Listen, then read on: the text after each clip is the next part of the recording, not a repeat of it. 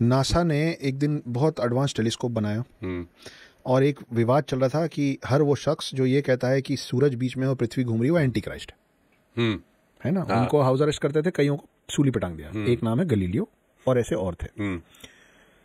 तो अगर तुम ये बोल रहे हो कि पृथ्वी गोल गोल घूम रही है और सूरज बीच में है तो तुम एंटी क्राइस्ट हो।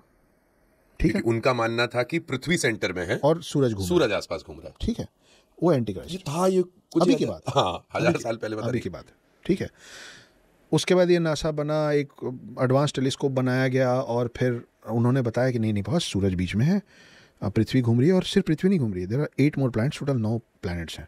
इसको हम लोग कलेक्टिवली बोलेंगे सोलार सिस्टम।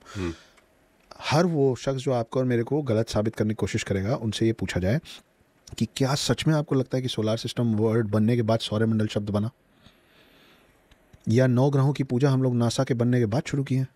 हम हज़ारों सालों से 9 ग्रहों की पूजा कर रहे हैं। चावल का ढेर बनाते हैं, उसमें एक सुपारी लगाते हैं, 9 ऐसे ढेर बनाते हैं। गृह प्रवेश हो चाहे किसी की अंत्येष्टि हो, 9 ग्रहों की पूजा होती है। आपके ग्रंथों में लिखा हुआ है कि रावण ने 9 ग्रहों को अपने कंट्रोल में कर लिया था, जिसकी वजह से लक्ष्मी AKA सीता ने डिसाइड किया कि किसी योनि से पैदा नहीं होंगी, नहीं तो मेरी कुंडली बनेगी। कुंडली बनेगी तो रावण जब चाहेगा बदल देगा, इसलिए मैं धरती से पैदा होंगी, कि कुंडली नहीं बना पाएगा। तो कुंडली का जो पूरा फॉर्मूला है, कुंडली का जो कॉन्सेप्ट है, जो कि इज डिपेंडेंट ऑन 9 प्लैनेट्स, वो 9 ग्रहों की समझ आपके मेरे पूर्वज को हज़ारों साल पहले से थी। जब अभी 500 साल पहले ये नालायक लोग लड़ रहे थे कि अगर तुम ये बोल रहे हो कि ऐसा ऐसा घूम रहा है, नहीं वैसा वैसा घूम रहा है,